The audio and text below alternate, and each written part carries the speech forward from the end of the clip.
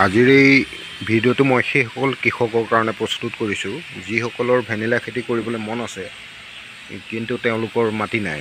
মন আছে মাটি নাই, তেখেতসকলে কেনেকৈ ভেনিলা খেতি কৰিব মই তাৰ এটা পদ্ধতি আপোনালোকৰ আগত প্ৰদৰ্শন কৰিব বিচাৰিছোঁ। তেখেতসকলৰ ঘৰৰ এই চাৰিওফালে থকা যিটো পিৰালি আছে বা ঘৰৰ এই যি বাৰান্দা আছে তাত তেখেতসকলে টাবত কৰিব পাৰিব। এইটো এটা সৰু টাবত মই কৰিছোঁ। এইটো যোৱা ছেপ্টেম্বৰ মাহত মই লগাইছোঁ। এইটো টাবটো এতিয়া আপোনাৰ বাঢ়ি আহি এনেকৈ এইটো ৱালত বগাবলৈ লৈছে আৰু ইয়াৰ কিনাৰতে আৰু এটা আছে, এইটো একে সময়তে লগোৱা হৈছে যোৱা ছেপ্টেম্বৰ মাহত।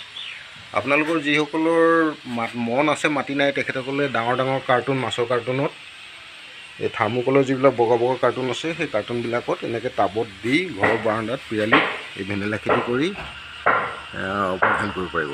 ধন্যবাদ।